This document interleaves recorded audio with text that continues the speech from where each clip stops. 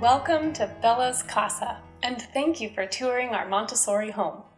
In this video, you'll learn 5 simple ideas that I have used to create our home for our girls, Emily, age 2, and Chelyn, age 8.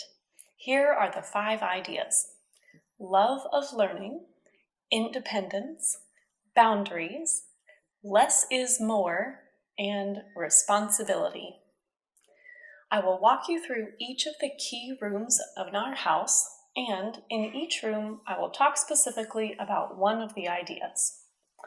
We'll start in the playroom and focus on the idea of love of learning. This room is all about creativity, the perfect spot for playing and learning. When I was putting this room together, I thought about Emily, age 2, and what she can see. How can you love something if you can't even see it? So, when hanging things on the wall, I hung the Van Gogh artwork at Emily's eye level. For books, I wanted her to be able to reach the books on her own and also be able to see the front cover. How can you pick which book you want if you can't see the cover? The spine doesn't tell you anything. We'll talk more about this later, but while we're here, this is a great example of less is more. Too many things can be overwhelming, so you'll notice that I keep most items stored away in the closet and offer just a few at a time. I also set up the room so it's easy for them to take care of. Here you can see baskets and containers for specific toys, and everything has a space. Rather than tossing toys into large toy bins or boxes, this setup works better for Emily to get things out and put them away. This way, cleaning up is so much easier, and she can do it all herself. Moving on to the kitchen and the idea of independence. I have set up our kitchen so Emily at age 2 can operate independently. For example, if she wants a snack, she can get everything seen here all by herself and set it up. Beauty is a constant theme. The picture on the wall is part of surrounding her with beautiful things to enjoy. When Emily serves herself, she practices pouring, which requires concentration, coordination, and independence.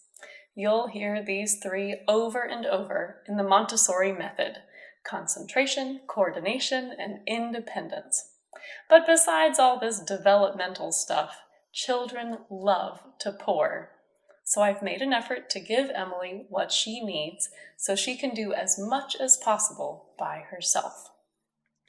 At the table, we have a high chair that she can get in and out of all by herself.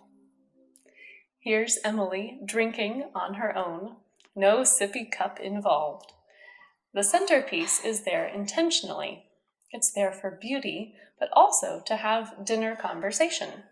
We talk about, what colors do you see? How many leaves are on that piece? This is just a quick overview of some of the highlights of our home. In our consulting, we offer easy-to-follow, step-by-step guidance for how to do this in your home. Often, I run into parents who find Montessori to be too complicated. I want you to know that the whole point of my consulting is to break it down and make it simple and practical for your home. Now, let's take a look at the living room and the idea of boundaries. In the living room, we have a few toys for Emily. Once again, less is more. And we also have things for Chelyn on the back of the closet door where Emily can't reach them. By carefully planning where things are kept, we don't have to constantly say, no, no, no. With all the supplies ready, creativity just happens. Thank you cards get written. In fact, just the other day, Chelyn spontaneously wrote a poem for our pet fish. These are examples of the toys that we have for our girls. I'm aiming for natural and beautiful, quality, not quantity. They continue to enjoy these over the years. The blocks, for example, was one of my best investments. Those blocks have been used for literally years. Now we're moving into the bedroom and closet, and the idea of less is more. Emily sleeps on a Montessori floor bed. She can get in and out on her own. The whole room is a safe space, so this way she can play with her toys, for example, a puzzle, on her own. Here are examples of Montessori mobiles for babies. I still remember when I made the first mobile for Chelyn and showed it to her as a baby. She was captivated. Yes, it's possible. Even the tiniest baby loves to focus on mobiles. Moving into the closet. This is a key area for the idea of less is more. I also designed the space so Emily can reach everything. There are labeled drawers, and the hanging bar is low enough so she can reach the hanging clothes. We're moving into the bathroom and the idea of responsibility. Here is the setup for when Emily began her potty training at 16 months. I created a space where everything needed is on hand and within reach. Laundry basket, extra clothes, wipes, and a bench so she can sit down. This way, she can use the bathroom independently, and she is responsible for putting things where they belong. We'll wrap up our tour in the foyer, one of the most important spaces in the house. This is where we end our tour, but it's also where we begin every time we enter our house. After creating all these great spaces that are specially designed for our children, the big question is, how do we keep them up? In our consulting program, we provide a special bonus for how to set your home up for ongoing, easy cleanup and organization. This is an area that everyone struggles with, and I'll hold your hand through each step. We have a responsibility system, an easy-to-follow routine that is age-appropriate and fun, and my girls can do it all on their own. Emily has fewer responsibilities at age 2, and Chelyn has more at age 8. It's a win-win situation.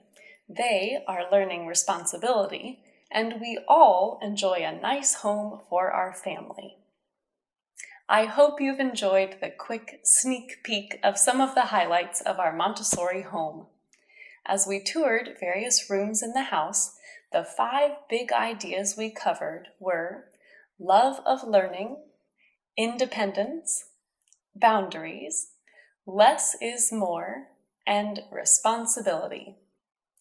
I'm here to help you with tools and knowledge to make your home and life more peaceful. Make sure to sign up to be a subscriber to our newsletter and for your chance to win a free entry for my Montessori home consulting. As we conclude, I want you to think about what is the single biggest idea that you are taking away from this video, and how can you take action on that idea in your home today? We'll see you soon around the Bellascasa community.